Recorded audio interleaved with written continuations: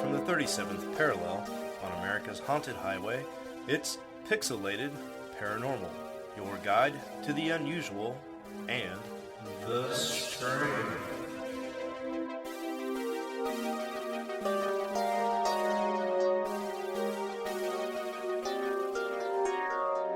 What's up, everybody? Welcome to Pixelated Paranormal, episode 191, 91. which just so happens to be our 5-year anniversary show.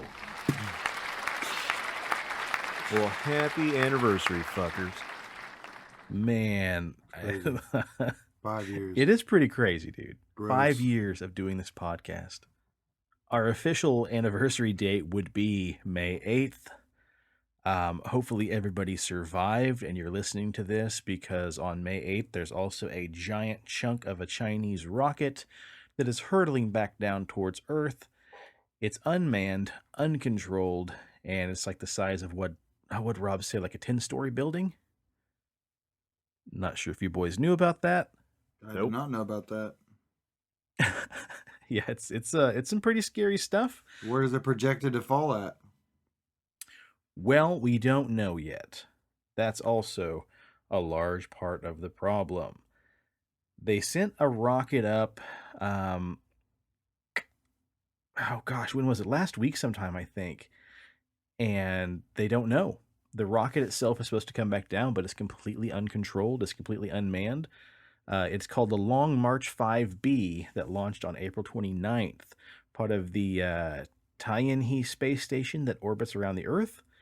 The launch was successful, but a 20-ton rocket has since remained in space and is slowly inching closer and closer to Earth. It's bound to get sucked back up in the atmosphere and then hurtle down to all of us below, and they don't know exactly where it's supposed to land. Ugh. They just know it should be sometime probably on the 8th, which is Saturday. Happy 5th year anniversary, boys. I hope we all live through it. Yeah. Hope so too. That'd be terrible. Hopefully it lands in the ocean somewhere.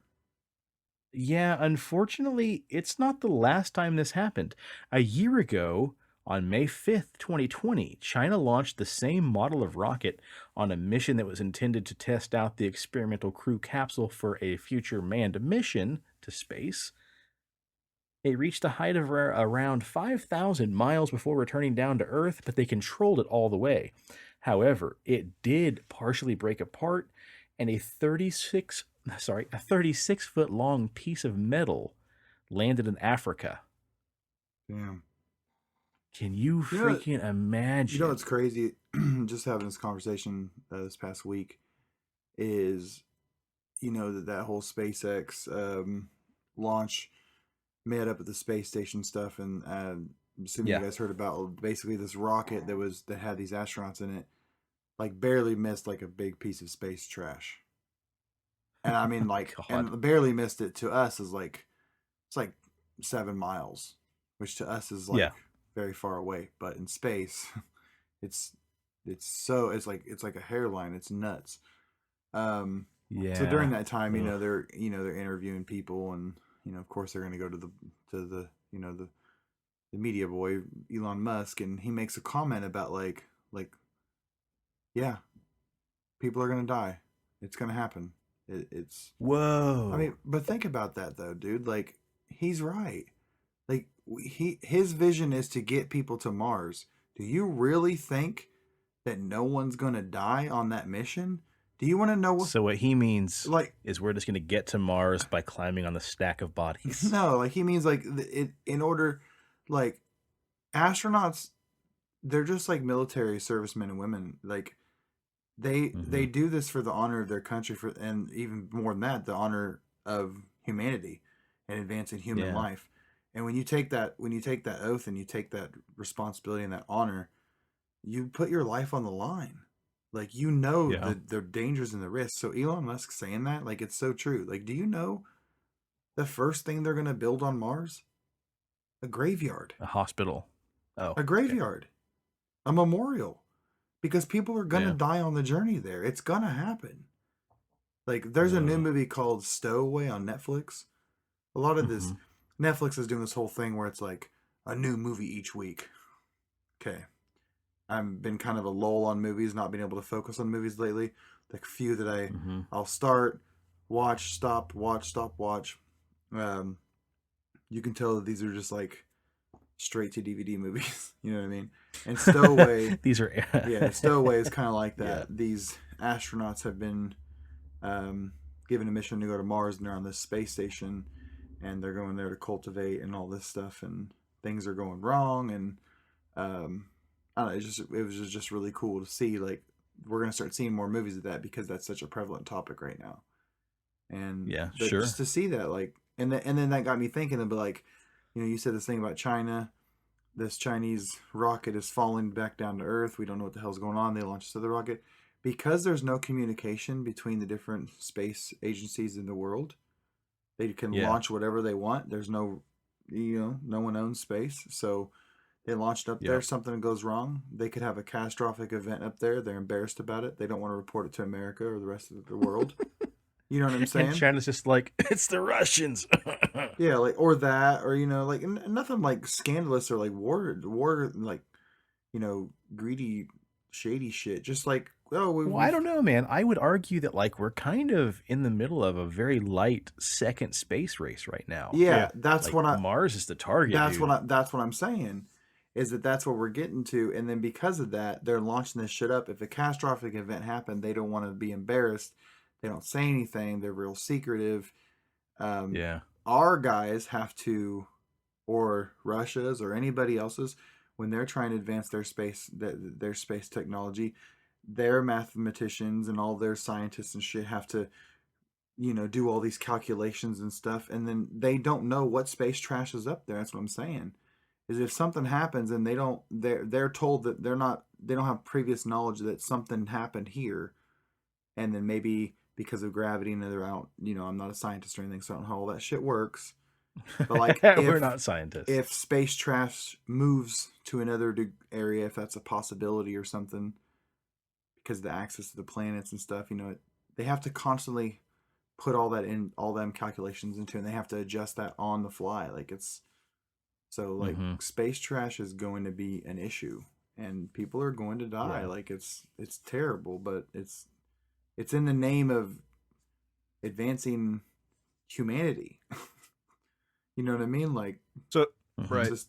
Well, I was gonna say, so like 10 years ago, we had made an agreement with China that after the Star Wars program, like we were both monitoring each other very closely on like satellites and the technology that we were going to put up in space.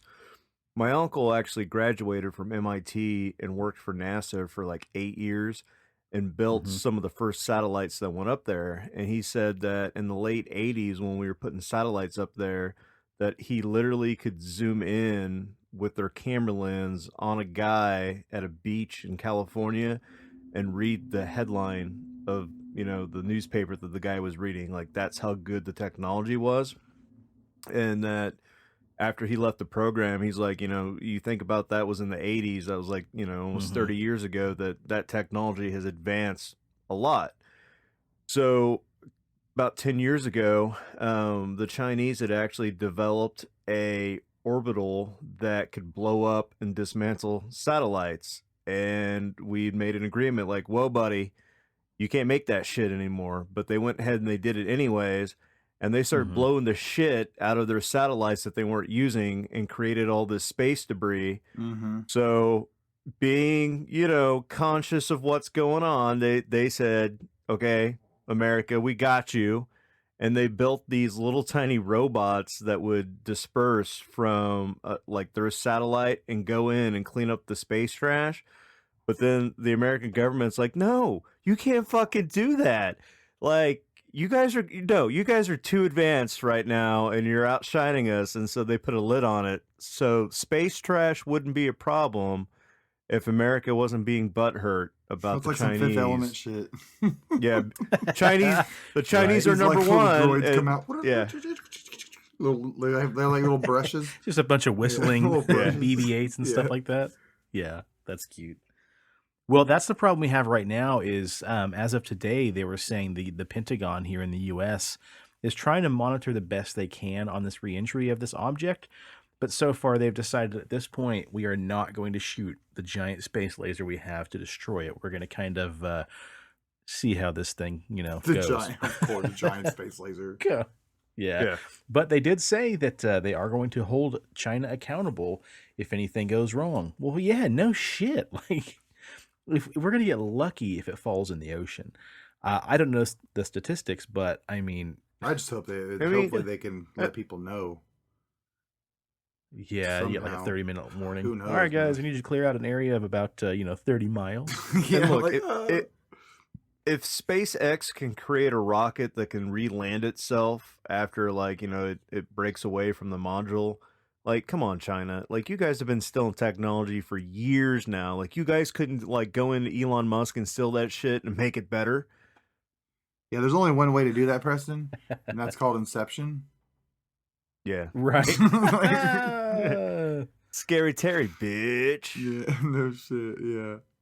It's really funny. As we're talking about SpaceX, I'm chatting with my buddy Giovanni. He lives up in Newton. Newton's like, what, 15, 20 miles north of Wichita? What a great name. That's awesome. Oh, man, Gio, he's one of my best buddies from college. Anyway, on Facebook, right as we were sitting down to record this, he just put, anybody see the long line of perfectly straight line lights in the sky? And I said, Gio, where'd you see it at? And he says, just north of Newton. It was about 75 to 100 lights all lit up, going west to east, and they all vanished in the same exact spot. And I remembered Elon Musk just said that they're launching another series of SpaceX satellites.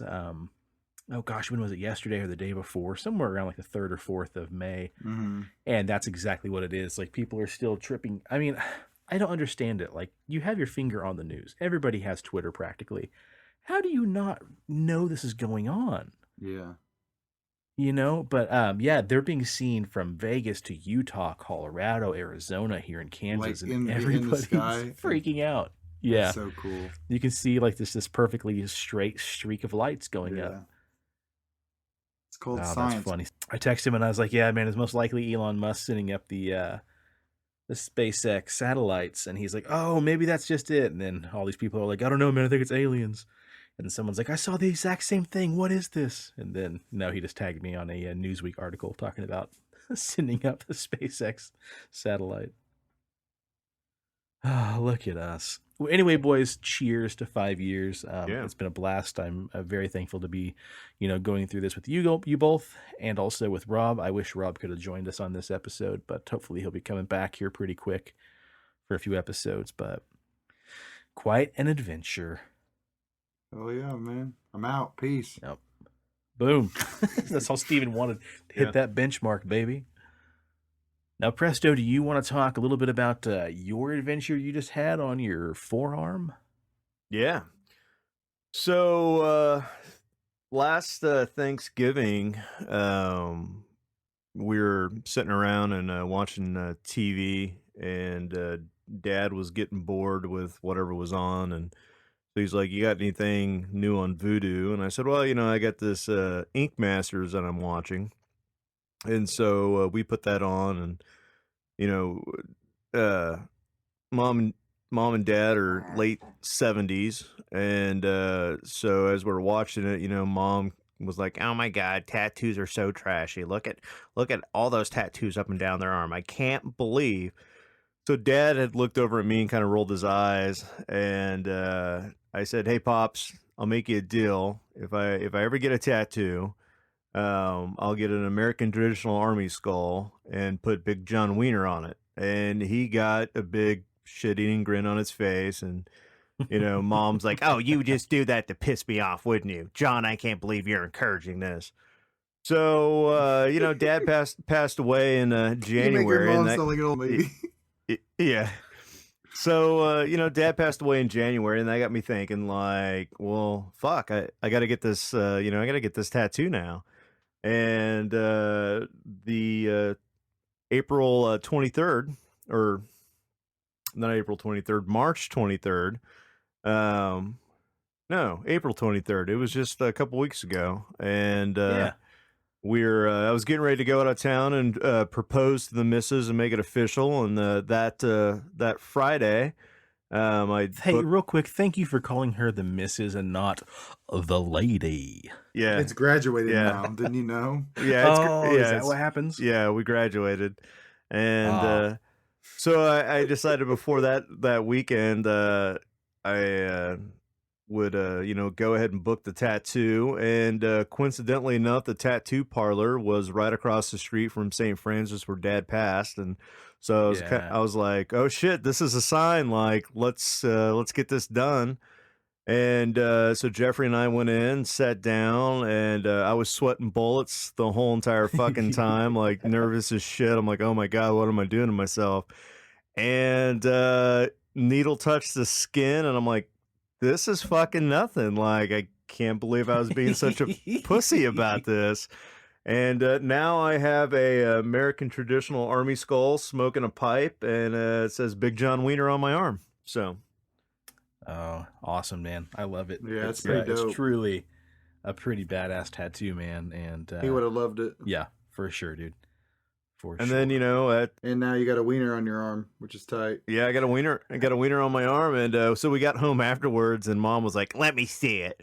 And she's like, I mean, it was nice what you did, but I just, it's a tattoo. Yeah, and, she's backpedaling. Yeah.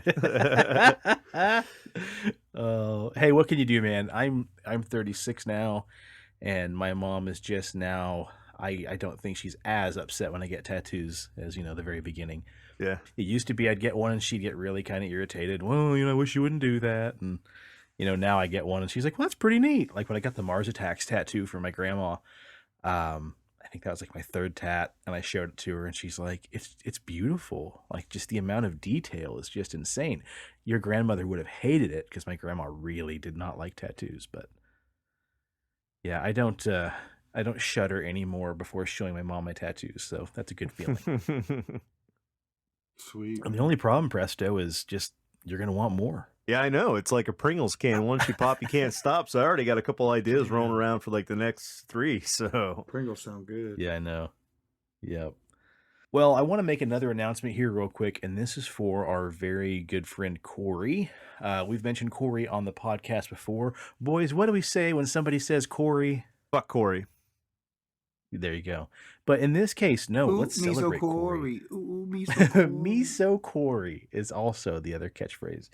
No, our good buddy Corey is bringing back his passion for video games and talking about video games. Unfortunately, Pixelated Radio, the former podcast that Corey was on along with Rob and Rich and Mark, it's no longer a thing. But Corey is bringing back a brand new project, like a phoenix rising from the ashes, and it's going to be called Pixelated Plays. Now, this is going to be a YouTube series, so I don't believe there's going to be audio. I don't think it's going to be a podcast format, but we will be sure to plug the heck out of this when he gets started. I'm working on the branding with him now, and it's going to be him playing, reviewing. I don't know if he's doing walkthroughs or not, but also but playing video games, old, new.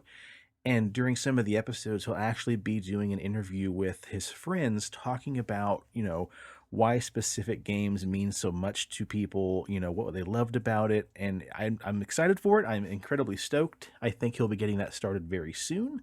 So more to come on that, but I just wanted to bring that up, give everybody a heads up, and keep an eye out for it. And we will tell you guys soon where you can watch that when episodes are available. Heck yeah. Good luck, Corey. Yep. Yeah. Hell yeah. And then also our dear friend, Big Dobbs. Big Dobbs is bringing the Beard Bomb to Wichita, Kansas on Sunday, the 23rd.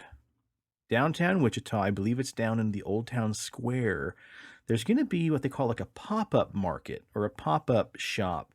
It's going to hang on, let me open this up real quick. Going to Belize? I believe it's, yeah, we're going to Belize. No, I believe it's pronounced Haute or Haute, Haute. The Hot Handmade Pop-Up Market at Brickyard.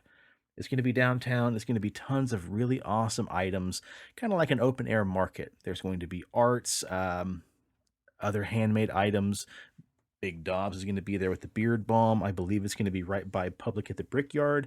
I think they've got some beers on tap, some specials probably going on. It looks like it's going to be pretty badass. But yeah, we're going to get a chance to, hitch up with Big Dobbs again. He's going to come down, open up his shop or his tent. You guys going to rub tips and with the beards? Right. He's going to set up his shop down there and be peddling out the old Big Dobbs beard balm. I'm going to pop down there with him as well. I'll be down So there. if you want to stop by, yeah, Steve's going to be there, Preston. If you're free that day, come down and hang out too. But Bring your kids. if you guys are available, yeah, bring the kids for sure. I believe that pop-up market is going to go from 11 a.m. to 4 p.m. So it's going to be a pretty big window. Again, March 23rd, stop on down, say hi to Big Dobbs, pick up some of that fantastic Big Dobbs beard balm. Hell yeah, dude. And just say hi to your boys, man. Come holler at your boys. Yeah. Be cool to see some of you folks that we haven't met before here in the Wichita area. But yeah, definitely check that out. We will be posting about that on Facebook and Instagram closer to the time, but pretty stoked. Well, speaking of, handmade items and, farmers markets and pop-up markets, I finally got a hold of a very, very nice death head moth. There's an entomologist at the Old Town Farmers Market and also down at the Sedgwick County Farmers Market. I popped in, I saw him, and he hooked me up. I have a very beautiful, almost 3-inch wingspan death head moth, just like the one you would see on Silence of the Lambs. And I just got to find some space on my walls to hang it. Hell yeah, it's tight. But I'm super stoked. I now have so many dead things on my wall. I've got a really badass, I think it's like a Taiwanese blue beetle. Shayla ordered me a bat. I've got a squid in a jar. And then now this sweet, sweet death head moth. Now all you need is the body. I got you, fam. Let's go. No, it was the long game. That moth is pretty tight. I got a couple things. Yeah, I'm thrilled. Show related as well. I picked up man. an ESP retro game. It comes with the pendulum and everything. That thing's cool. It is really cool. The artwork is tight. It's completely original, all intact. The plan is when we do a live show, where we live stream it with just me, Preston, and Sean, we're gonna try to play it. I think that'd be fun, dude. That would work really well. Yep. John and Leslie are wanting to do a show before too long about. How do you think about that, dude? Yes, spiritualism, bro. Houdini, all that kind of stuff. We just gotta holler at him and let him know. We could probably set up shop at CD Trade Post and play this game. Yeah, down there and do a live stream, do a round table. That'd be awesome. Hell yeah! Cool. Look at that, making plans. Sweet, dude. And then I also bought like a real popular thing to do with garage sale finds of like paintings and stuff is get like an old school painting, massive one, whatever, of like a scenery, mountains, landscape, whatever. And then you get that, and then you paint like pop culture stuff on the painting. So like by the lake bed, there'll be like a Bigfoot, or in the sky there'll be like a UFO and shit like that. So I got this awesome massive painting in this awesome frame, and then I'm gonna have Sean and Preston paint little fucking creatures on it. It's gonna be so fucking tight, dude. And it's gonna be the Pixelated Paranormal painting. It's gonna be so cool. Hell yeah, dude. I bought Shayla a print. There's a guy in, I think it's Arkansas. Gosh, I wish I knew his name right now off the top of my head. But he did the same thing, thrift store paintings, and he has one of this really beautiful stream in these snow-covered trees, and it's Bigfoot just with his wang out taking a piss in the stream. Yeah, it's so good. It's the funniest shit. And then as a bonus, he sent me like a little 5x7 of a lawn gnome with his back to the viewer with his little butt cheeks hanging out, and he is pissing into a stream as well. He loves it. I have a very unique collection of cryptids peeing in waterways. So yeah, dude, in my dining room. It's a fucking beautiful painting. It's massive too. So I was like, this will give him plenty of room to draw paint little fucking creatures on there and shit. Just I want to get like just wild with it, just like a Where's Waldo of just fucking cryptids and weird shit. Shit, yeah. Well, we'll get started, man. And then the last thing I found is time to blow the dust off the paints. Right, and the last thing I found is a new book of bullshit. That's right, Preston.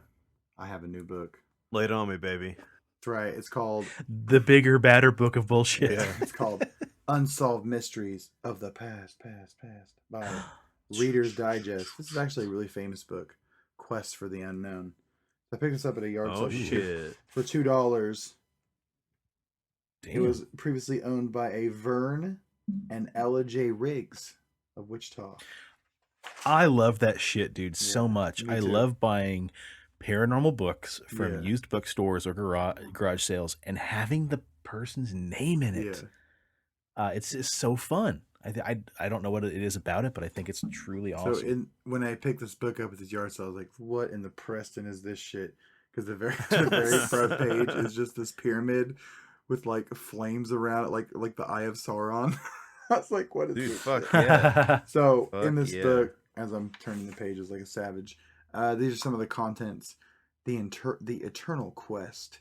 Chapter 1, Ancient Builders, such as Stonehenge, Easter Island statues, the pyramids, etc., etc.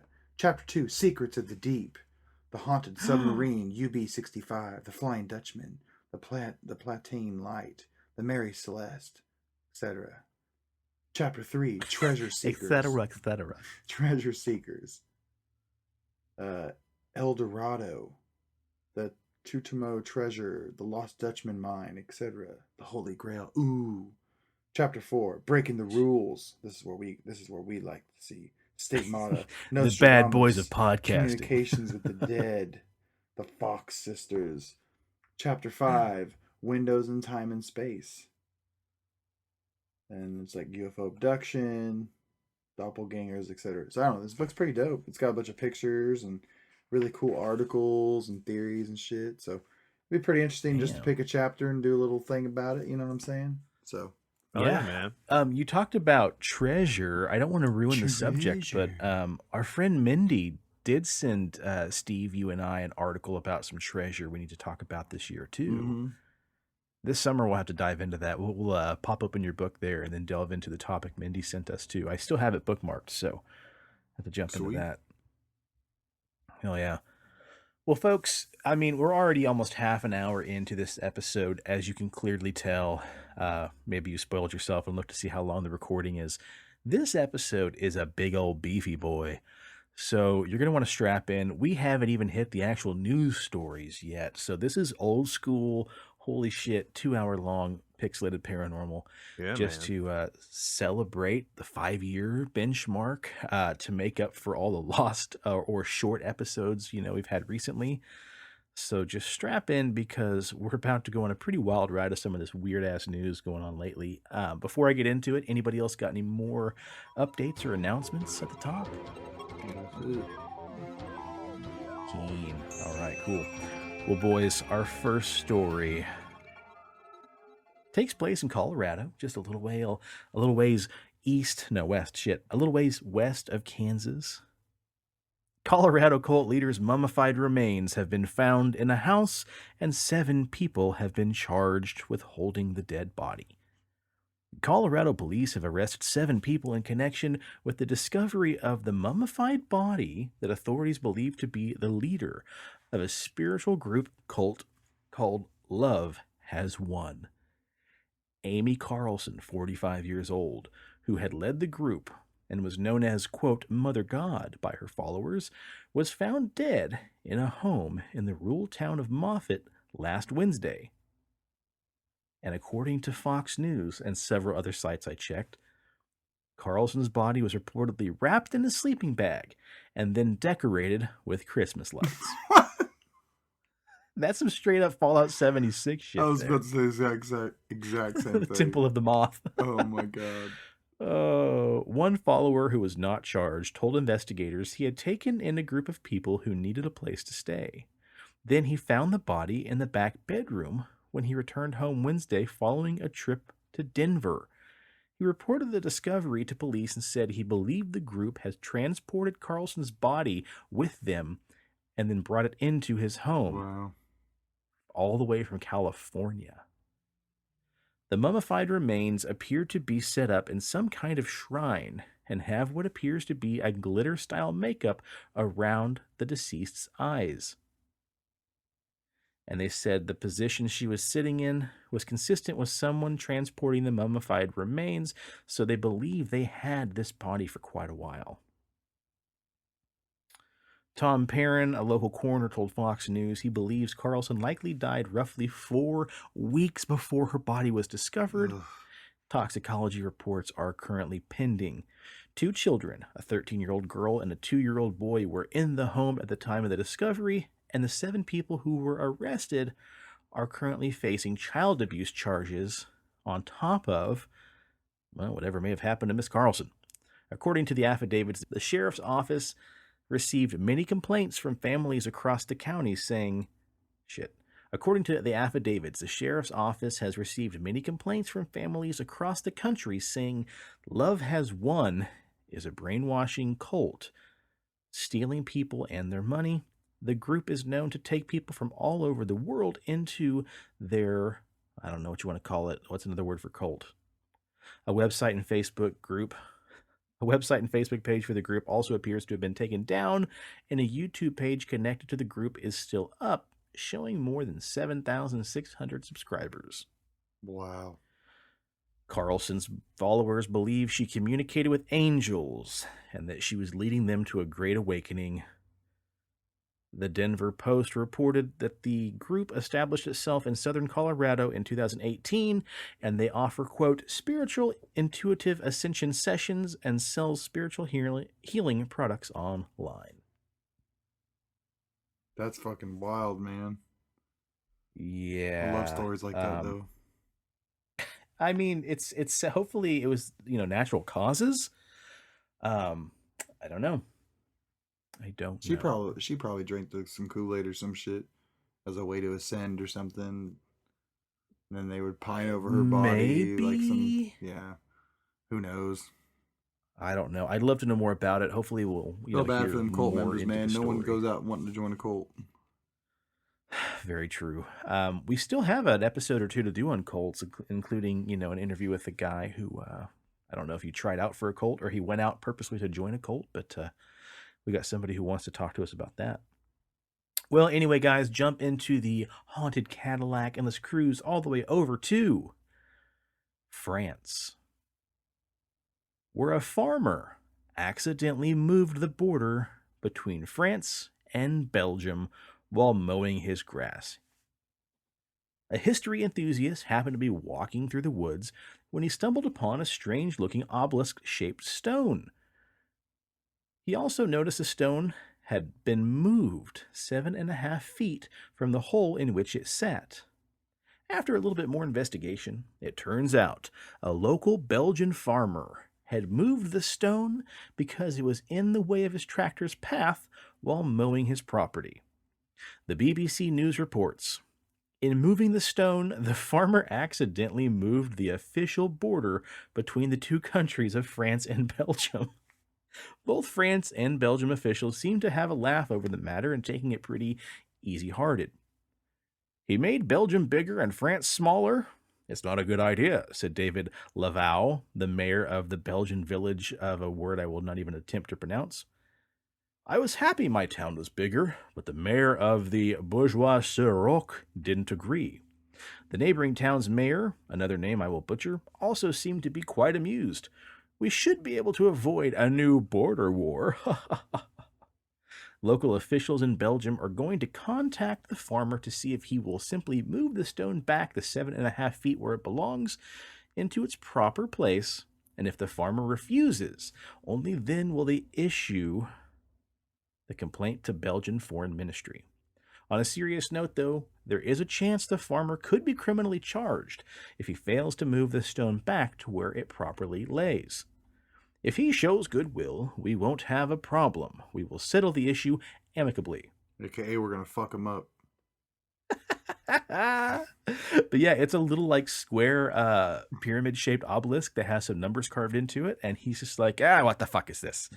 And he just tossed it over into the woods. I love it. As soon as I saw the picture of the obelisk on another website, I knew exactly what it was because when we were putting up a new fence in my backyard, I've got one of those just literally butted up against my wooden fence on the outside on the empty lot property. And I called the city and I'm like, what do I do with this weird shaped pyramid stone?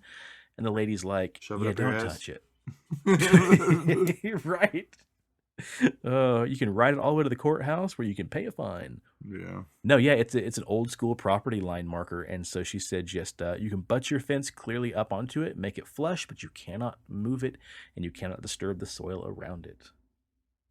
Now, boys, back in the Cadillac, let's go back over here to the U.S. Let's go to Florida, where a woman survived being hit by a flying turtle. Of course, Florida.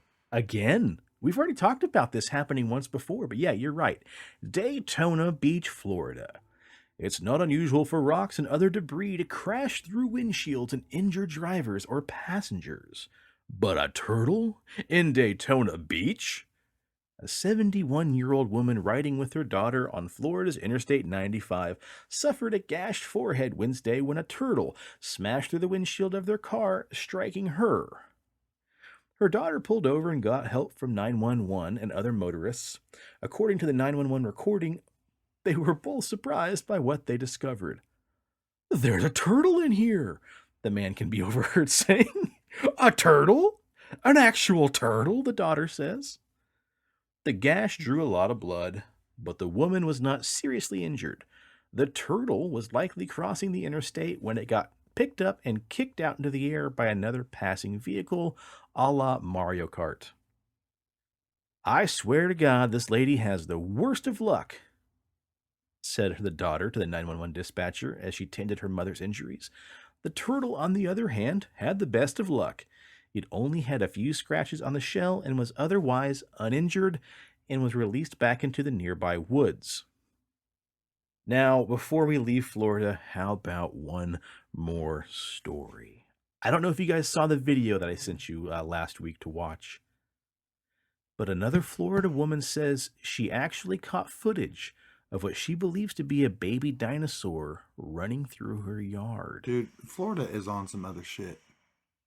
They are on some straight up other shit, some bath salt shit. Like a woman's security footage shows a bizarre small creature running through her yard, and she believes to be a dinosaur. This Florida woman recently had a strange creature running through her yard in the middle of the night. The animal was captured on camera in a few seconds of blurry, inconclusive footage because why wouldn't it be? But it's left a lot of people rampant on speculation. The homeowner personally believes her security footage caught a baby dinosaur or a raptor-like dinosaur running across the yard. Did you guys watch the footage? What do you think? I've seen it, but to me it looks like a cat with something on it, or like I don't know, with something on bird. I don't know. But like the guy's Twitter account at Chris Likes Dinos. What? I mean, I post paranormal shit all the time, but I guess my name's not Sean Likes Paranormal. Okay. He's not the one that posted this from like his camera. Okay.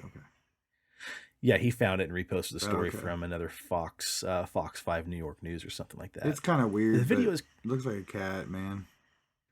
Yeah, it's inconclusive. That's the problem. The video is about 7 seconds long. Christina Ryan captured the black and white security footage in question, which is only 7 seconds long, although it's easy to see why this leaves a lot of room for someone's speculation. It appears to be running on its hind legs with a very long tail, very close to what it would look like if you were viewing a velociraptor from the top down. Though the odds of it actually being a dinosaur are highly, highly unlikely. But still, Christina Ryan is convinced that what she saw scurry through her property in the wee hours of the morning was indeed a large lizard. Though other people speculate it could be a large cat or even a Labrador Retriever. Yeah, I don't know. It's weird. You get all sorts of cool stuff on footage, but right now I feel like personally, quote, security camera footage is almost like the new shaky cam. Yeah. And it's easy to fake stuff because we've talked about so grainy and shitty quality. It's easier to fake that way. Right. I mean, we've talked about stories of people thinking they've caught, a swarm of fairies on their security camera. Preston, I think you and I talked about somebody thought they captured like a Dobby-like elf walking across their driveway. I remember that. Yep. God. Yeah, I want to believe. I want more than anything for that to be the case, but I just don't think it is. But that's all right, guys, because I got some real honest-to-God dinosaur news for you here. They're not real. They never were. Shut your fucking mouth. Paleontologists just found a preserved dinosaur sitting on a nest with some of the eggs intact. Wow, that's cool. In a world, it's amazing, is what it is. Yeah, in a world first discovery,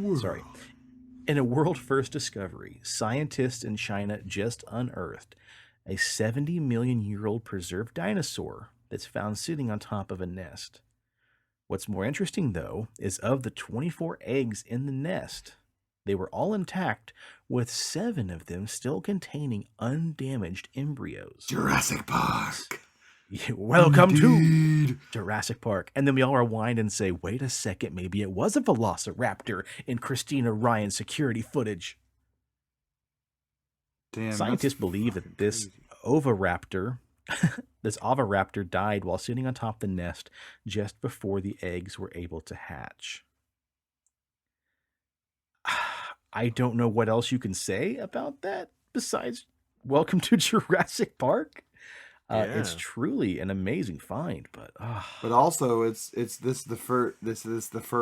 find is the first evidence that the Oviraptorosaurus, they're also called egg thief lizards. This is actually them nurturing to their young. They've never seen evidence of them nurturing to their young before. This is the first time. Holy shit! It's the first time really? It's ever been confirmed. Yeah. Wow. Well, I know, finding a dinosaur on a nest is, next to impossible. Not that we've discovered every, dinosaur skeleton, but I know it's super rare. But that's even cooler. Wow. Yeah. These were like a short, like a parrot-shaped dinosaur that was able to fly. A lot of times they're found in southern China. So each of the 3 eggs is measured to be about 8.5 inches long, 3 inches across. In 7 of the eggs, researchers found bones and embryos of baby dinos curled in positions. The parent dinosaur is found sitting on top of the eggs with forearms covering the nest. A behavior that scientists believe was the dinosaur incubating the eggs over a long period of time.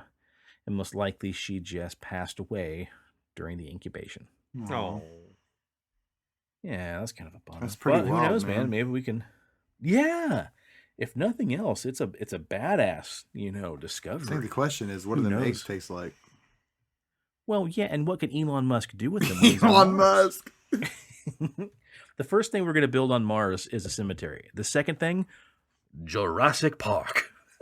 You guys like space dinos? We got you, fam. Dude, we're about to make every badass 80s cartoon ever a real life thing. Yeah, it's true, though. Yeah, Rocksteady and Bebop just walking around, not giving a fuck. Jesus, right? Oh, man. Well, as you guys have guessed by the title of this episode, this is going to be Cryptid Encounters Part 17. And before we get into our special cryptid, we've got one last news story that's going to tie us right into the main crux of the episode. This comes from CBS News. Scientists discover the monkey dactyl, a Jurassic-era flying dinosaur with opposable thumbs. It soared across the skies and had opposable thumbs, and it lived in China. Man, China gets all the cool dinosaurs. Mm-hmm. Meet the monkey dactyl, a newly discovered ancient dinosaur. Now, guys, listen to me pronounce all these dinosaur terms in Latin, 100% on the nose. The bizarre Cunpinopterus antipolycatus. Nailed it. Appropriately nicknamed the monkey dactyl for people like me who can't pronounce actual I was going to names. say monkey dactyl is the most generic bullshit I've ever heard. I love it, dude. It's just like BatSquatch. Give me a break. The monkey dactyl lived in the forest ecosystem approximately 160 million years ago, says an international team of researchers said in a report. Antipolycodus means opposite-thumbed in Greek. Pterosaurs were the first known vertebrates to fly, say researchers. The arboreal pterosaur species marks the oldest of its kind with true opposable thumbs, a phenomenon never before seen in the species. The discovery of the monkey dactyl we're getting a lot of very first before seen discoveries lately. Dude, it's weird. Yeah, consider yourselves lucky. When you come to Pixelated Paranormal, you're guaranteed two things. Exclusives. Yes, and also mispronounced words. Mm-hmm. The new discovery marks the earliest known record of a true opposed thumb in the history of Earth. Holy crap. Scientists found the monkey dactyl fossil in the Taotian formation of, Liaoning, China, September 2019. Using micro-CT scans to enlarge the anatomical features they found, the small fossil had preserved both hands, which featured an opposed pollex or thumb on each hand. Now, there's pictures of the very, very scary monkey dactyl. If you didn't have a nightmare plan for tonight, just take a peek at that. Yeah, it's pretty fucking creepy. The fingers of the monkey dactyl are tiny and partly embedded into the slab. Thanks to micro-CT scanning, though, we could see through the rocks and create digital models and tell how the opposed thumb articulates with the other finger bones. This is an interesting discovery. It provides the earliest evidence of a true opposed thumb, and it's from a pterosaur, which has never been known before to have opposed thumbs. Opposed thumbs also are very rare in reptiles, but found commonly in humans. Did somebody whisper evolution? Shh. Researchers say the monkey dactyl, a type of Darwinopteran, named for Charles Darwin, used the thumb for climbing and grasping and giving radical thumbs up as it flew above Tyrannosaurus rexes, in an adaptation for living in trees. In addition to the thumbs, researchers determined the animal to be very small, with a wingspan of probably about 33 inches. It managed to avoid most competition in its complex forest habitat, which featured closely related species that adapted into different niches. Darwinopterans are a group of pterosaurs from Jurassic era of China and Europe, named after Darwin due to their unique transitional anatomy that has revealed how evolution affected the anatomy of pterosaurs through time. So, guys, tonight's main topic may not be a first. We may have had little baby BatSquatches all the way back 160 million years ago. A long time ago. Ooh. Yeah, baby. Say hello to BatSquatch's prehistoric cousin.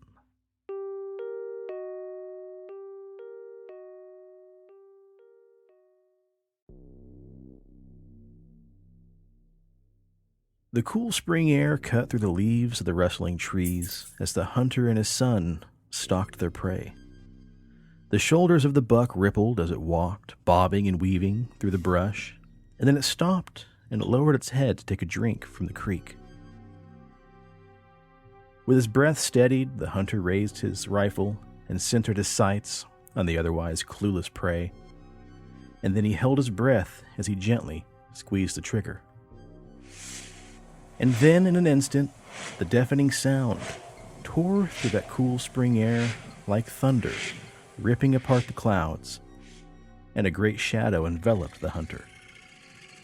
See, there's something to be said about the hunter becoming the hunted, because no matter what we might think, and no matter how high we climb the food chain, there's always something bigger, something stronger, and something hungrier.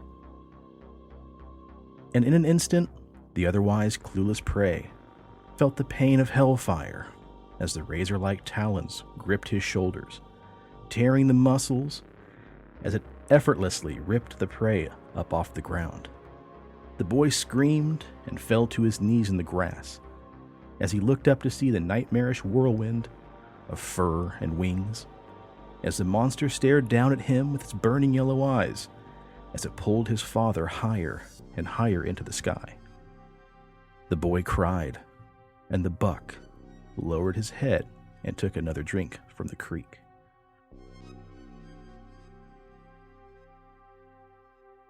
Welcome to Pixelated Paranormal's Cryptid Encounters, Part 17, The BatSquatch. All right, number 17. It's not our first rodeo, Steve. What do you have in the old big book of bullshit about the BatSquatch? Absolutely nothing. There's nothing in there about the BatSquatch at all. Get the fuck out of here. It's true. BatSquatch, old Nothing? BatSquatch. Nothing. I couldn't find anything. I looked in all, like, it's broken up into different sections. I looked into, it'll like list a bunch of like specific ones, and then all of a sudden it'll be like, it'll say other or whatever. I went there was nothing at all. And the section says BatSquatch, it says, nah, fuck that guy. Yeah.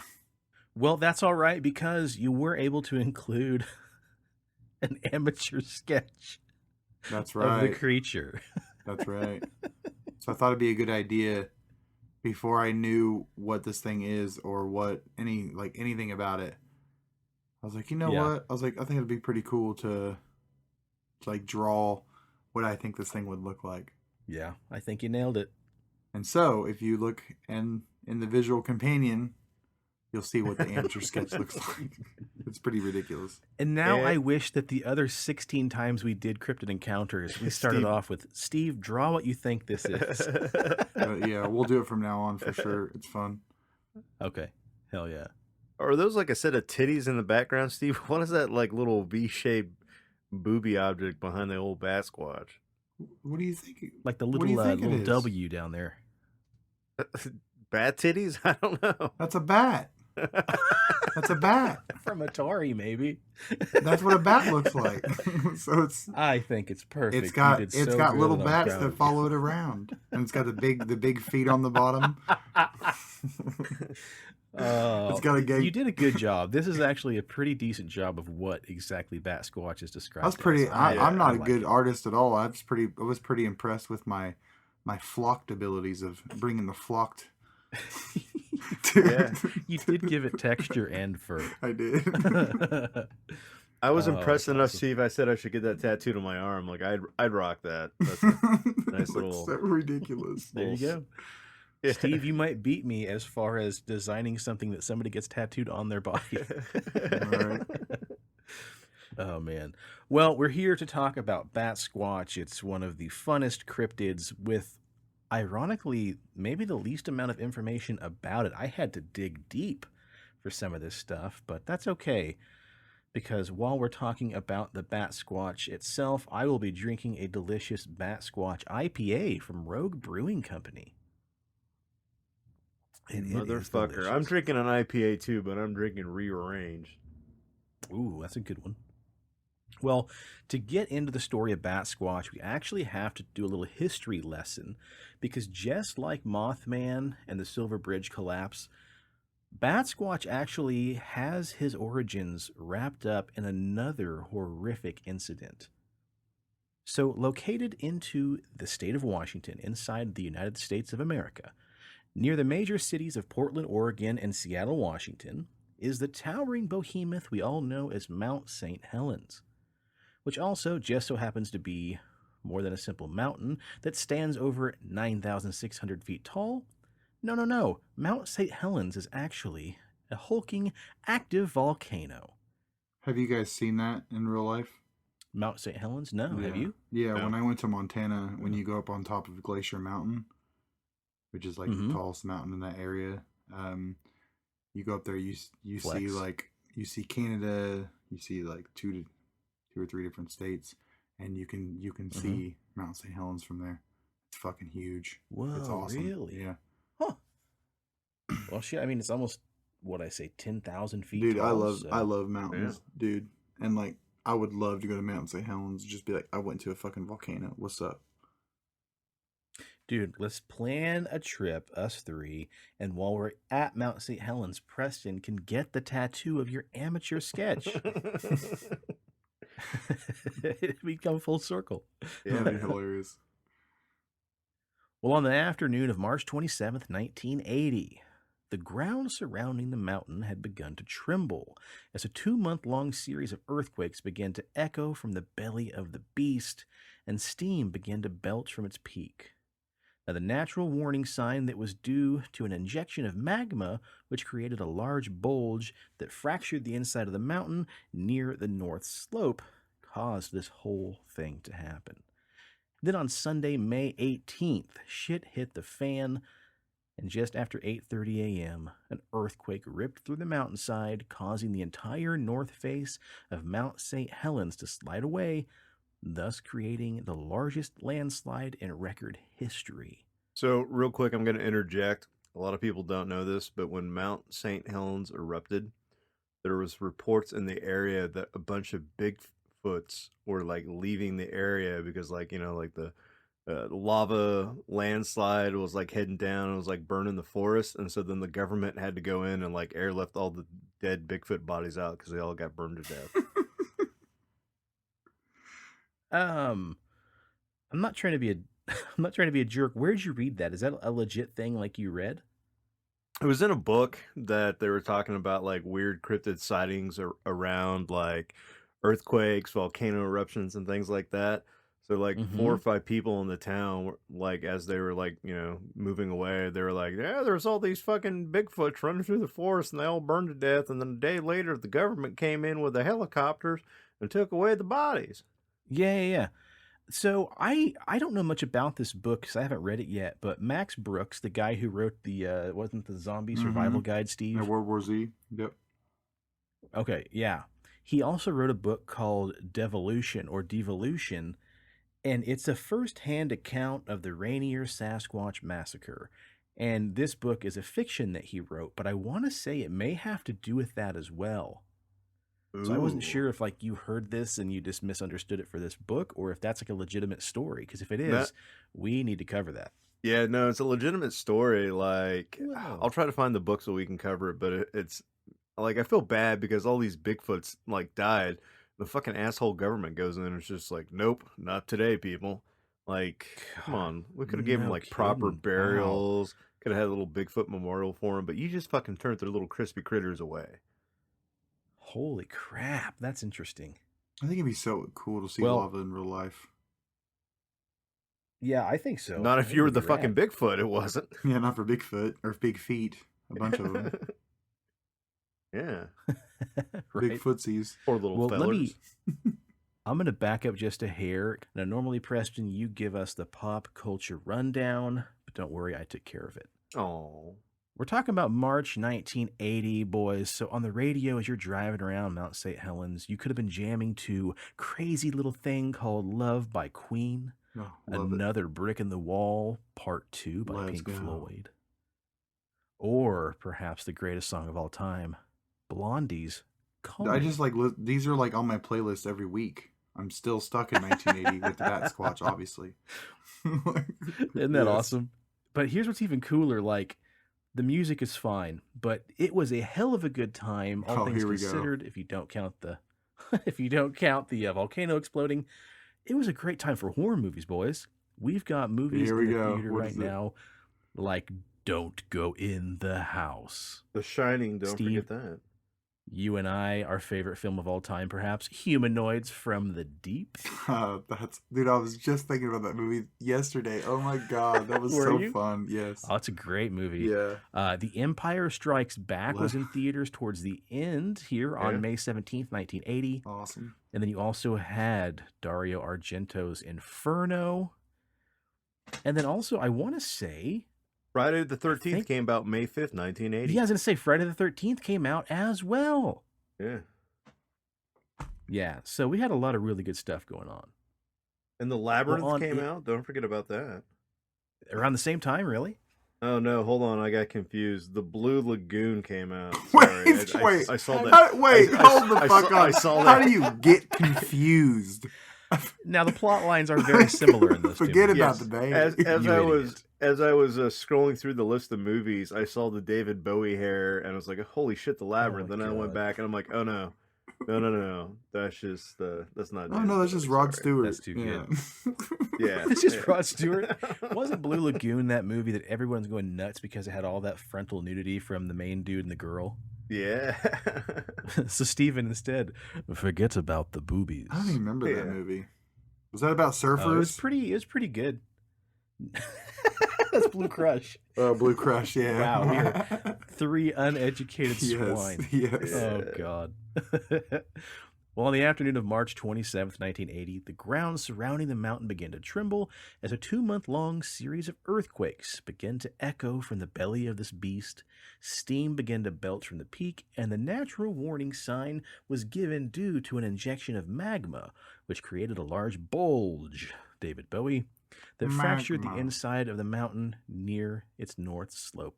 And then on Sunday, May 18th, 1980, things came to the crescendo at 8:30 in the morning when an earthquake ripped through the mountainside, causing the entire north face of Mount St. Helens to slide away. Sorry to anybody out there that we probably should have put a warning to anybody getting triggered by like landslides and earthquakes and shit. Well, and anybody whose family was involved in this, because it was a very, very horrible accident. Yeah, like it like when it comes to stuff like this, like there are like legitimate people.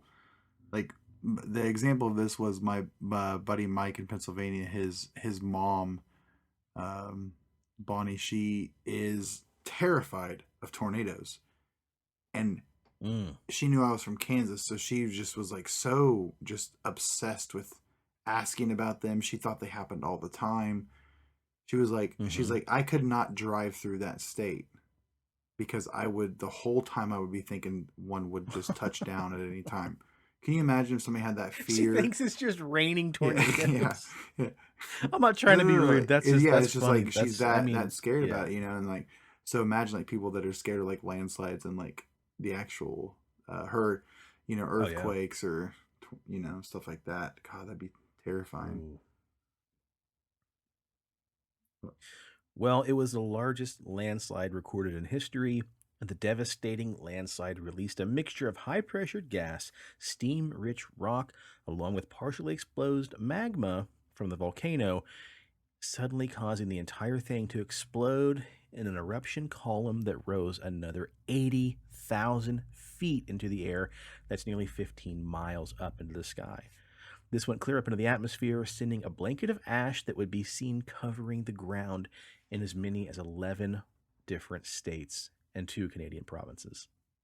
So this was huge. This incident was just, mind-boggling to think 15 miles up in the air. There's footage of this, right? There should be. There's photos. I put a photo towards the bottom here and a couple paragraphs of the actual eruption. That's crazy. Now, just as the explosion occurred, at that same exact time, snow, ice, and several entire glaciers on the volcano melted, which formed a series of larger volcanic mudslides that would reach as far as the Columbia River, nearly 50 miles to the southwest of Mount St. Helens. Then several less severe explosions would continue to go into the next day, only to be followed by another larger but not quite as destructive eruption later that year. The thermal energy released during this explosion was equal to that of 26 megatons of TNT. The devastating wake of the volcano explosion would leave approximately 57 people dead. It would also flatten many forests, trees, and level several buildings over an area of 230 square miles, spewing forth massive amounts of ash and 1.5 million metric tons of sulfur dioxide into the air, creating the largest debris avalanche ever recorded. That less of people dead, that's just insane to me. Mm-hmm. You figured there'd be way more than that.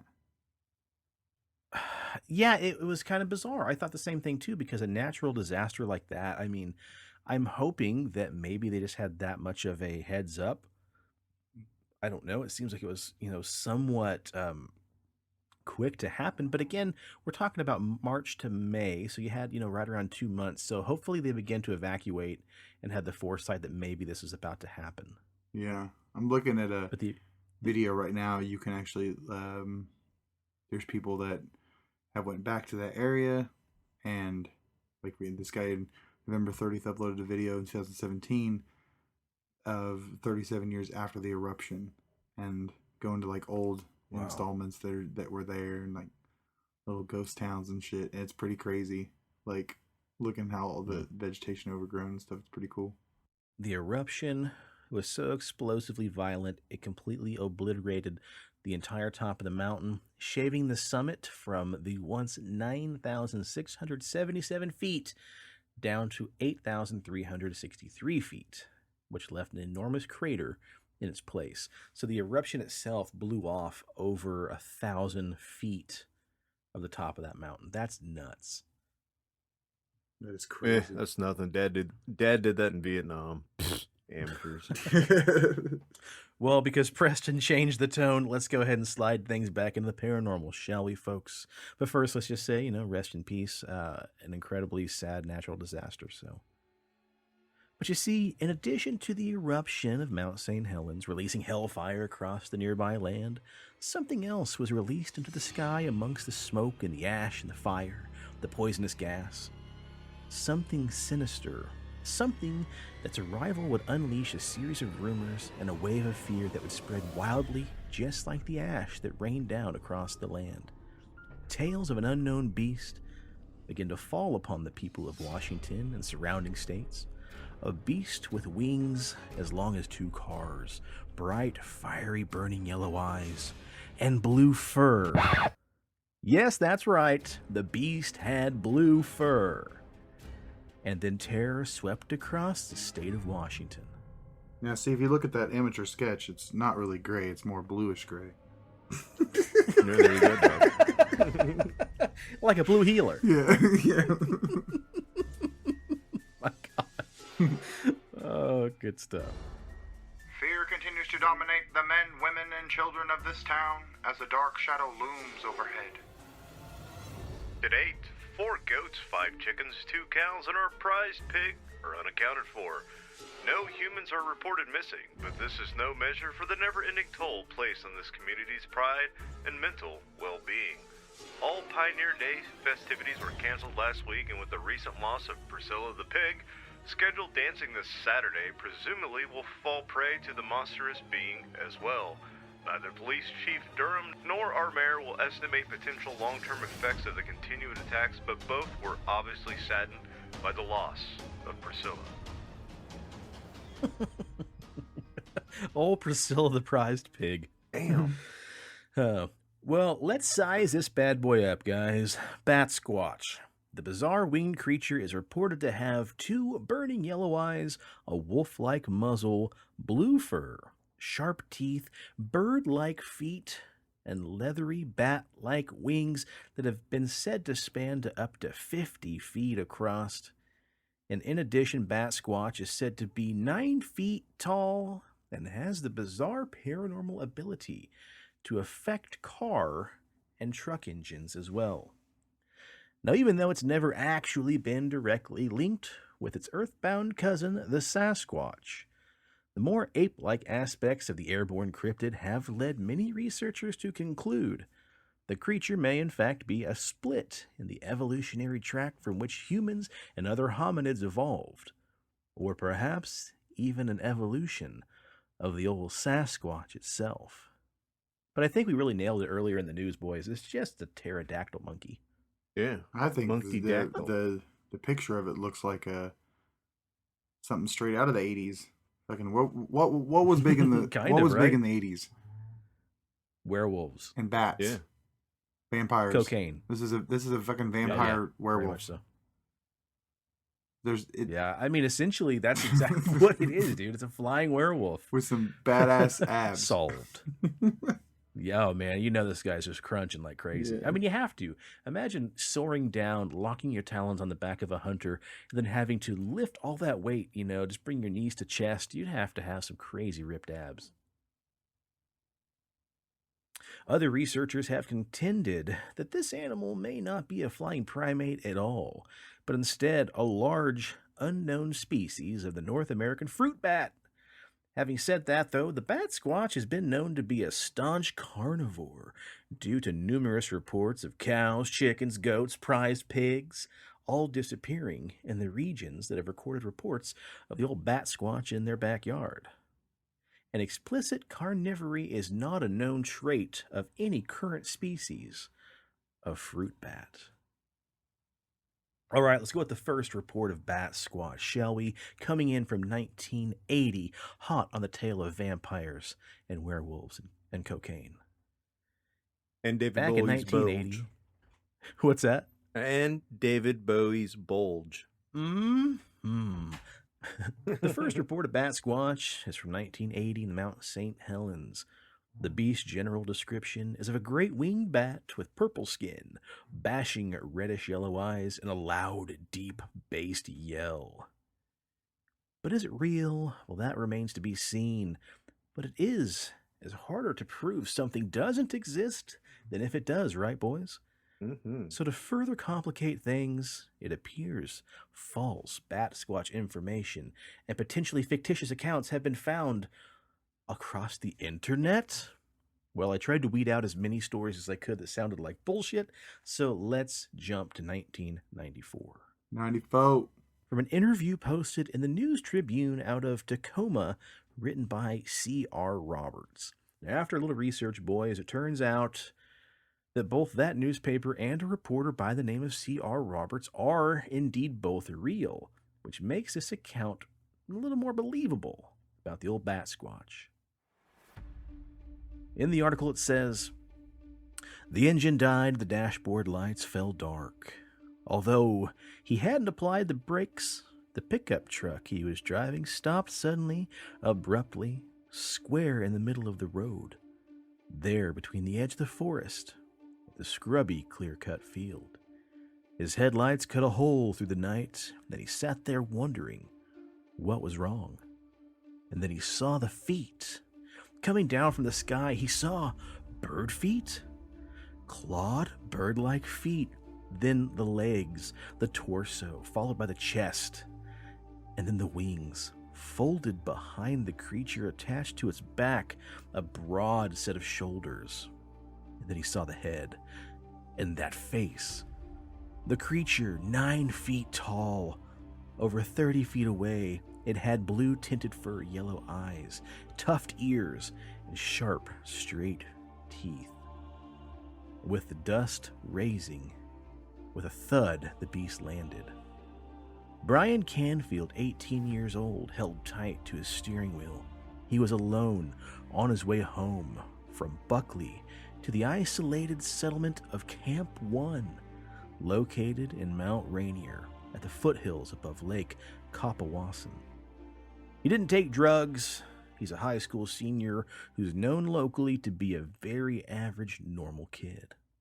Look, it was standing there staring at me like it was resting, like it didn't know what to think. I was scared. It raised the hair on me. I didn't feel threatened. I just kind of felt out of place. It was looking right at me, like in a deep stare, like right through me, right through the soul windows of my eyes. It was standing perfectly still. It stood for how long? Hell, I don't know. Maybe a few minutes, several minutes, maybe an hour. Then its fingers twitched and its wings began to unfold. Those wings were as wide as the road. Holy shit, it's like Jeepers Creepers right in front of me. And then it turns its head and looks back at me and started flapping its wings. It was like, caw-caw! Then it rose. Yeah, and such a great turbulence that the truck began to rock and sway. Then the creature flew off in the direction of Mount Rainier. A few minutes later, the truck just started.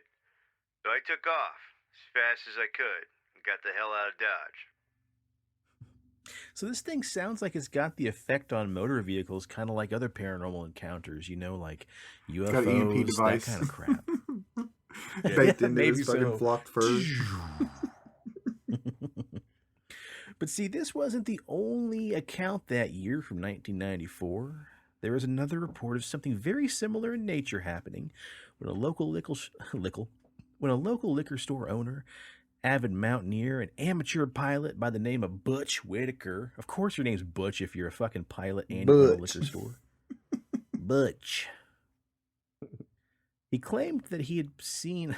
He claimed that he was flying his plane over Mount Rainier during a midday when he saw this enormous winged humanoid fly up next to him and kept pace for a few minutes before then flying out of sight. Now, suspicious, perverse rumors began to spread. Far too many sightings were coming up of this BatSquatch. So while preparing for a climb in early 1994, Butch says he managed to take several pictures of the beast during the midday flight and considers himself lucky to be alive and lucky to experience the encounter. But he goes on to add, I'm not surprised. These things happen to me all the time. but the government officials deny the existence in the area of any photographic evidence, and the pictures are all scrutinized very heavily with no reason to hold the position this creature is real. Later on in 1998, another BatSquatch sighting makes its rounds by that of a hiker. Oh, there's a police car driving by. Hold on 2 seconds. Looking for the BatSquatch. Another BatSquatch sighting then went on to make its rounds in 1998 from a hiker who saw the BatSquatch take a hit from a log truck and then fall into a canyon below. The location is arguable. It's not given due to the fact that it was posted on BatSquatch.com originally. Makes this highly suspected to be a real story. This was written in February 1998. It was a dark and stormy night, and I had taken a fall. Landed not too far from the edge of a cliff. I was knocked out. I don't know how long. I had laid there. Perhaps 3-4 hours, maybe. My watch had been torn off by the fall, along with most of my gear. I was pretty fucked up at that point. I was barely conscious when I was afraid too. Unconscious, afraid, fucked up, sitting there just in half of my clothes. And then I heard a... Like fucking Winnie the Pooh, no pants on, like Donald fucking Duck. I heard this loud, deep bass like yell from the air. The sound was accompanied by a semi-truck horn from below the cliff from which I almost rolled off hours earlier. So I looked below, trying to focus my eyes to see clearly. My head pounded from the fall that I had taken, and my ears were ringing, so it was impossible to realize that the next few moments would change my life forever. See, what I saw, and I kept my secret for years, mainly because I had a good job and I didn't want everybody to think I was batshit crazy. And, if it turned out I was batshit crazy, I'd lose it, and we didn't want that. So, maybe, and I'm just saying maybe, I shouldn't have kept silence.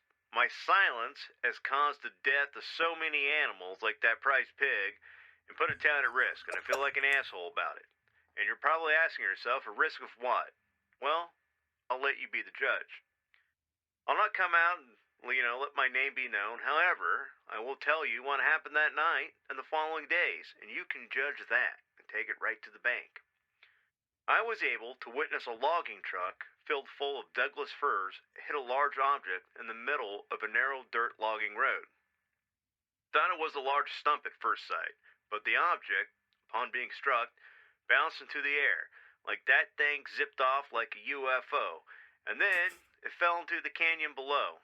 It was strange because I could have sworn the object was purple and had wings, maybe like Barney the dinosaur. I don't know. And I attributed the color to my blood-stained glasses and the wings to my inability to see very clearly at the moment, because, look, I fell. I hit my head. What I did see was a cloud of dust from the semi as its brakes were applied. The driver, attempting to desperately miss the object in the road, and failed. At first, the truck slid headlong into the object. Then as the truck hit the thing, it must have dazed the driver of the truck because the long semi abruptly swung left, hitting the cliff wall, and then the damn thing jackknifed. The rear of the trailer still sliding, slowly, as it swung precariously near the edge of the right side of the road, maybe 100 feet, maybe a little bit more, above the steep, rocky walled valley below. Then, as if it was in slow motion, the dirt road under the rear of the trailer gave way, and the rig slowly started moving, falling, okay? Trailer went first over the edge of the road, And then it was as if something had clutched the back of the goddamn thing and pulled it over the side of the logging road. I desperately tried to see through the cracked windshield of the semi before it too followed the rest of the trailer over the edge of the road. Anyways, I remember the sound of twisting metal as the truck slid down the valley cliff and crashed to the bottom. There was no explosion, no fire, just the sound of metal scraping against the rock and echoing off the canyon walls. A few moments later, only silence and a small cloud of dust rose up from the valley below me. I couldn't see where the truck ended its slide down the rocks. It had disappeared below the steps of the canyon. The forest was eerie, and I mean fucking eerie. Of all the things a person can think of after such a terrible accident, what I remember the most was the silence of the forest. There was no wind, there was no birds, there was no nothing. It was as if all time had stopped and the forest ceased to be alive. Reality, friends, finally set in, and I thought, how am I going to go down to see if the driver is still alive? I just shit my pants. No, that had to be crazy. No one could have survived such an event. And then I suddenly realized I was sore and bruised everywhere. Now, my reality was coming back to me as I felt the wet blood on my forehead. I slowly moved my legs, and thank God I could still move them. I slowly tried each of my other appendages, hoping I was still in one piece from my fall. From how many hours before? Judging by the sun, it appeared to be mid-afternoon. The last I could recall, it was 10:30 in the morning. After assessing I was still in one piece, I cleaned my glasses and began looking for a way to the floor of the valley. It wouldn't have been easy without a long rope that I somehow had and some experience in rappelling, and I had neither. I'm just picturing Preston really doing all this. Like this is Yeah. All right, go ahead. I decided that the best course of action would be to hike back out and get help. I had gone only about 10 feet in the dense underbrush when I heard and felt an unusually strong gust of wind. The forest was still unusually quiet. I decided to sit down and enjoy the breeze, hoping it would give me a brief moment of refreshing before I began my hurried march to get help. So I sat there in the dense brush, and then a large shadow came over the part of the forest. I gazed out, and as incredible as it may seem, I witnessed a large, purplish beast descend onto the very spot where I, only moments earlier, had laid. It had with it another beast that was battered and not moving, and to my horror, I realized that the second beast was the object the truck driver had hit on the road. My first thought was to rush up to the beast and ask if it would help me discover the truck driver was still alive. Now, obviously, I had not recovered from my head wound at this time, because why the fuck would I ask a giant purple bat for help? I don't know. But fortunately, I regained my senses and decided not to go rushing up to this creature with my arms waving about me. Anyways, enough about me. I'm sure the readers and the listeners would like to know what this creature looked like, so let me tell you. It was purple, like Barney the dinosaur purple. And yes, I know you've already guessed it from my earlier description, but when I say it was purple, I mean it was really fucking purple. Its skin, claws, hairs, nostrils, everything about this creature was purple, like a bad Jimmy Osmond dream. I've known people whom have disputed that there is such a color as purple, meaning that either purple is a shade of blue or maybe a shade of brown. Apparently this fucker's colorblind too. And if any of them were to it really is Preston. Yeah. If any of them were to really witness this creature, they would understand what the color purple is, even more than that Whoopi Goldberg movie.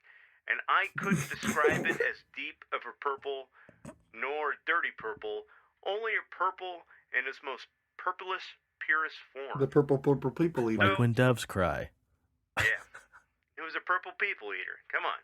So anyways, this creature stood about 15 feet high when it was sitting hunched over in front of me.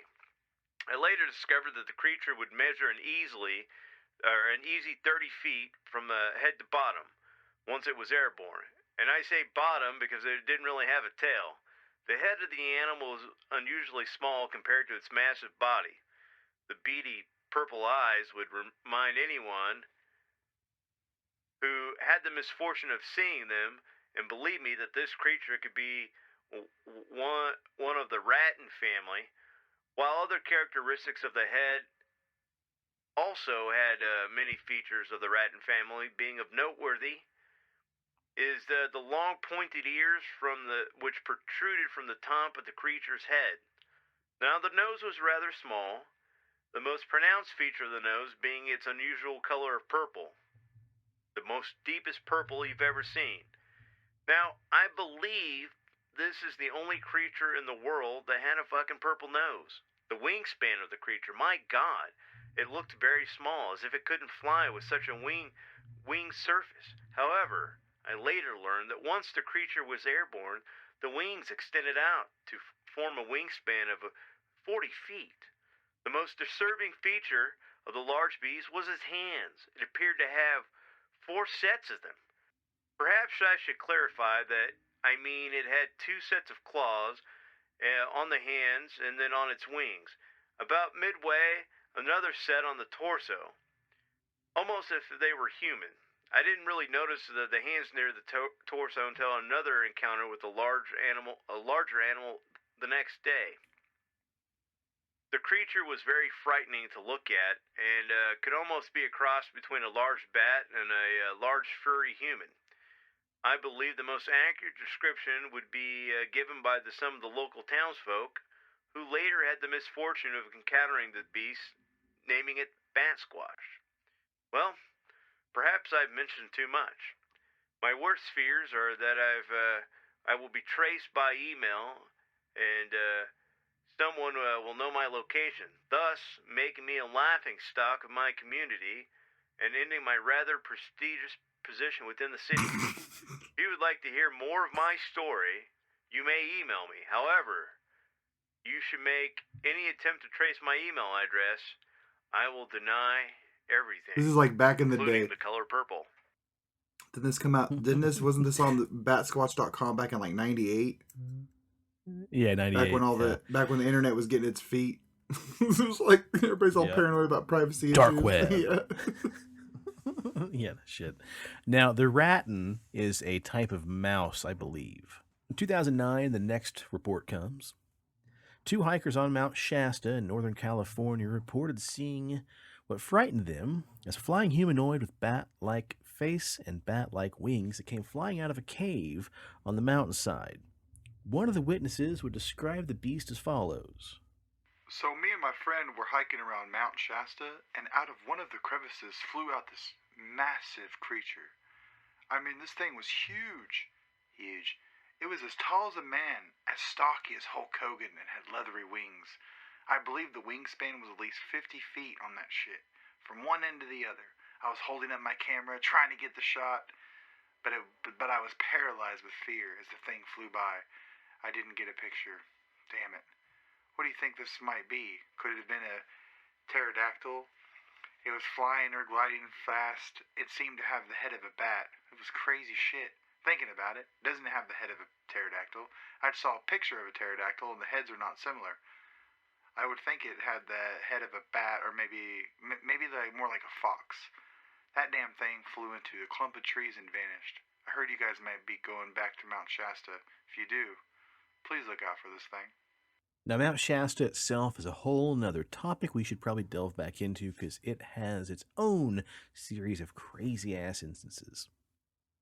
And then in 2015, a report of a family's encounter with BatSquatch in Missouri from 2015 was posted in several local newspapers, including the Phelps County Focus.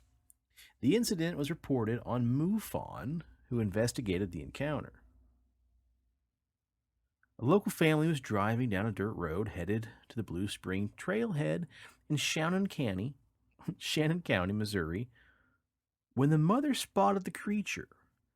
When interviewed by MUFON, investigator Dr. Emmett Reary and Gary Hart, The woman described the creature as a winged entity 7 to 8 feet tall, with leathery wings from its shoulders to the ground, black in color with pointed ears, and a triangular head with yellow eyes that made her feel very, very uncomfortable. This report seems to be quite credible as it was reported on several newspapers and then researched by MUFON. But then sightings began to go farther than just Washington and Missouri. And now, curiously, although the BatSquatch as we know it seems to inhabit the northwest corner of the United States and supposedly emerged from the 1980s during the eruption of Mount St. Helens, there are some other strange reports that something similar had made its way across Texas in the 1970s. On January of 1976, there was a spat of sightings over the span of 2 weeks, such as the case of the brothers named David and John Doubt. The brothers were driving along the rural road in Rio Grande Valley when a bat-winged humanoid with a head reminiscent of what they said to be a wolf that was estimated to be about 8 to 10 feet tall landed in the road in front of them, forcing them to screech the brakes to come to a complete halt. As they tried to back up away from the nightmarish creature, it lunged forward as if it were about to attack, only to then fly straight up into the air and then over top of their car with an audible whooshing sound of the wings.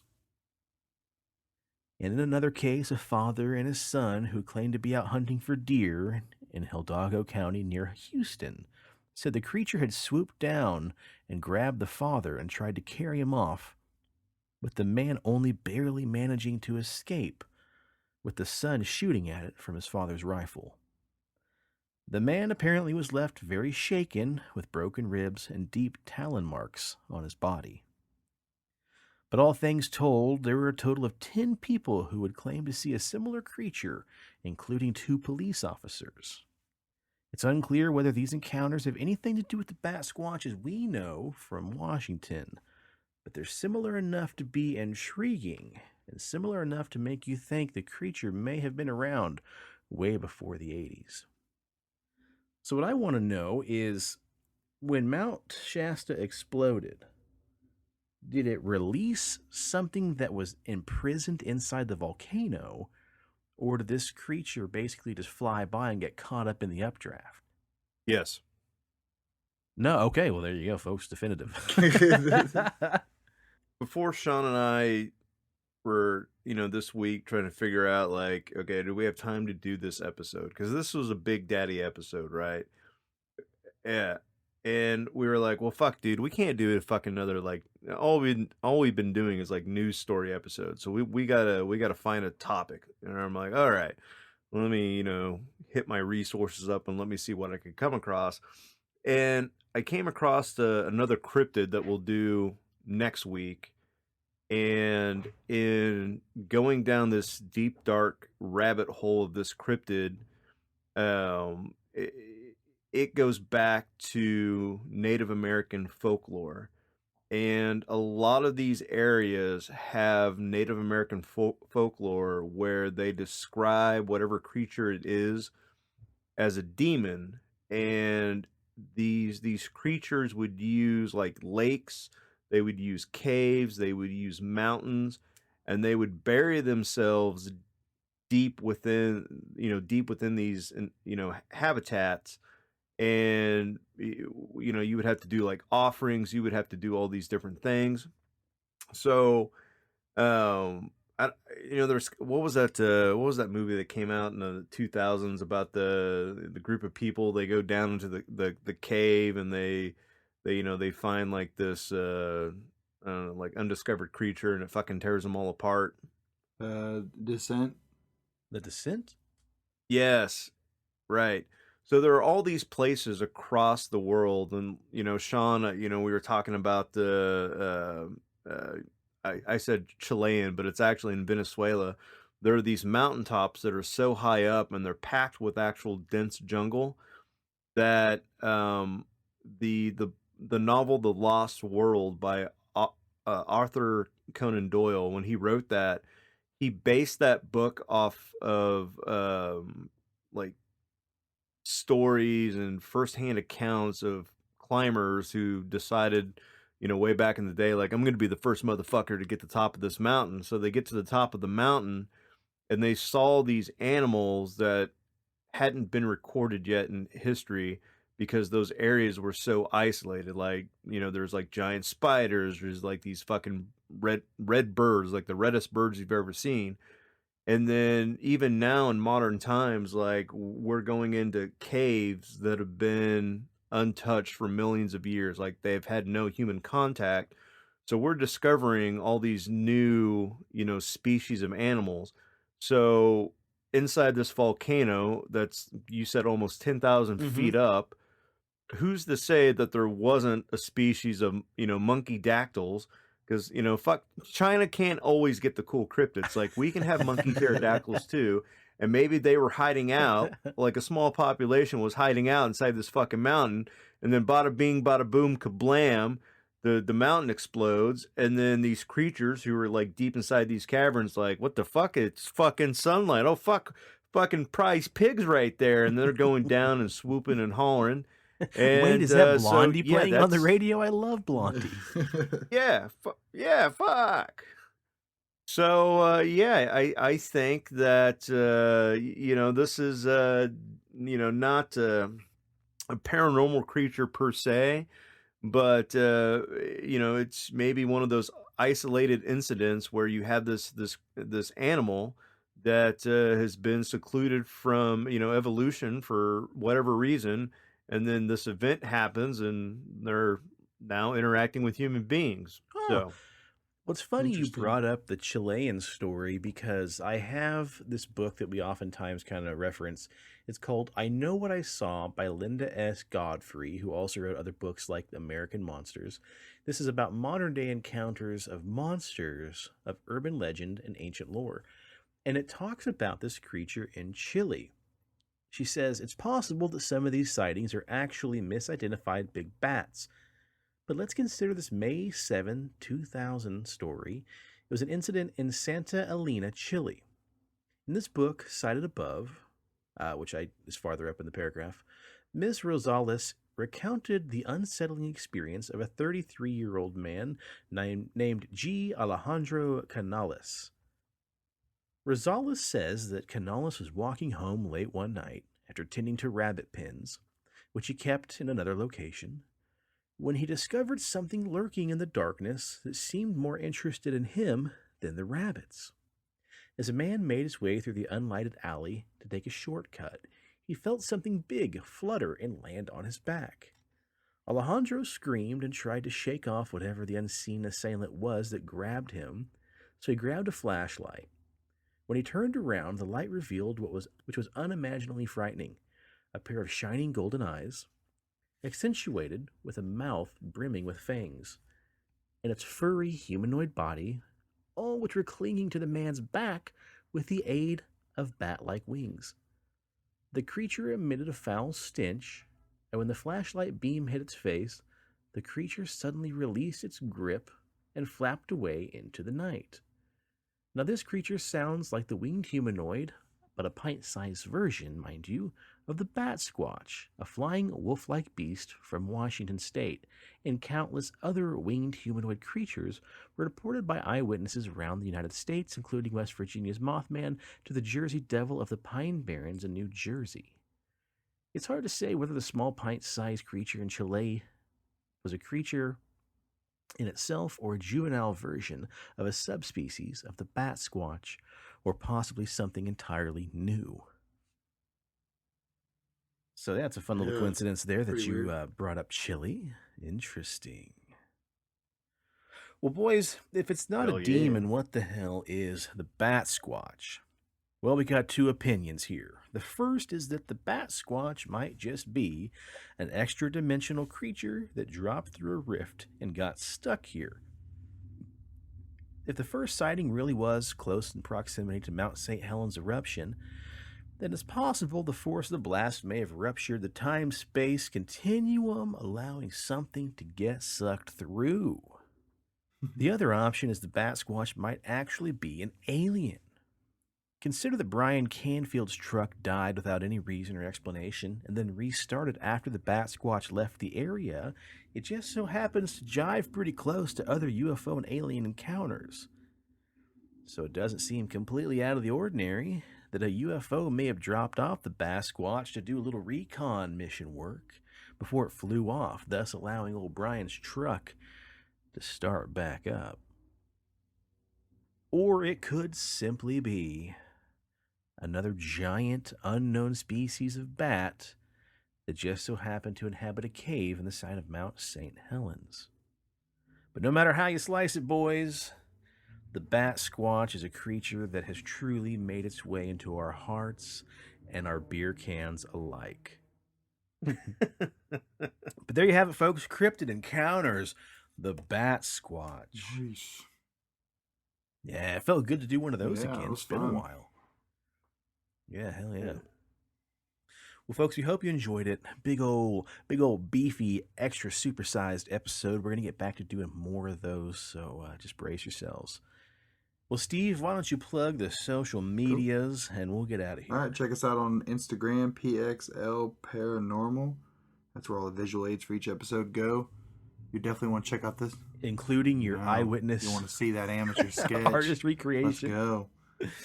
You I also see love the it. pictures of the IPA that Sean was drinking and pictures of what this thing looks like. So check it out on there. We also share that exact same post to Facebook. You can share it on there as well. And yeah, give us check us out on iTunes for reviews. Use a couple of them. That'd be awesome. Get us more out there on the charts. It'd be awesome. Hell yeah. Yeah, tell your friends, guys. If you enjoy this show, you like what we do, tell your friends, turn them on to us. The more listeners we get, the better we feel. So listen to Pixelated Paranormal while you eat every meal. That just came to me. Did you like that, boys? That was smooth jazz, a little improv. There you go.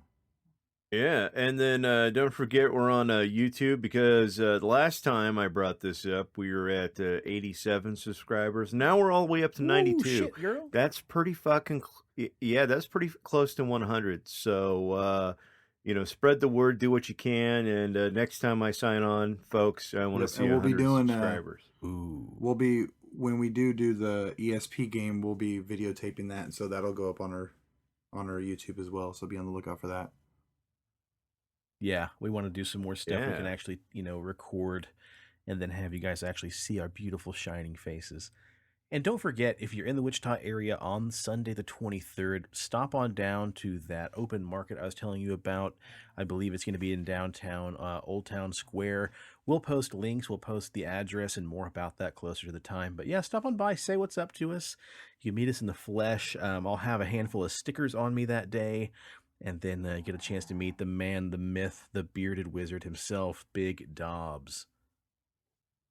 And speaking of Big Dobbs, if you need a beard, if you want a beard, hell, if you want to be like old BatSquatch himself and have the most purplish beard that's maybe the most purple you've ever seen or brown, who the fuck knows? Who the fuck cares? Because I tell you, BatSquatch doesn't, because he's rocking Big Dobbs Beard Balm, and he's just fucking covered in it, and he looks good, he smells good, he's lush. Why? Because of Dobbs. So go over to BigDobbsBeardBalm.com and use promo code PXLPARA for 20% off your order, and get yourself some succulent scents like Dundee Cedar, Bay Rum, sweet tobacco, fresh citrus, mint, and classic. And because Sean's an idiot, I almost said sweet Tabasco, but that's not a real thing. We wish it was. I love it too much. And if you're in the Wichita area, please stop by and say hi to our friend Leslie and the gang over at CD Trade Post at Pawnee and Seneca. And I think that about does it for now, guys. Watch out for the BatSquatch. Cool. Yeah. All right. Well, until next time, folks, cheers to the weird shit in the world and to those of us that love to talk about it. And stay spooky and stay on the paranormal highway. The cast at Pixelated Paranormal would like to thank you for listening to this week's episode. Pixelated Paranormal is here to tell you tales of the fantastical, the strange, the unknown. Tales that will move you a little further down the paranormal highway.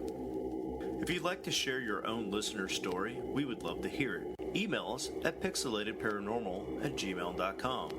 Again, that's pixelatedparanormal@gmail.com. We'd really love to hear from you. Again, thanks for listening to this week's episode of Pixelated Paranormal, your guide to the unusual and the strange.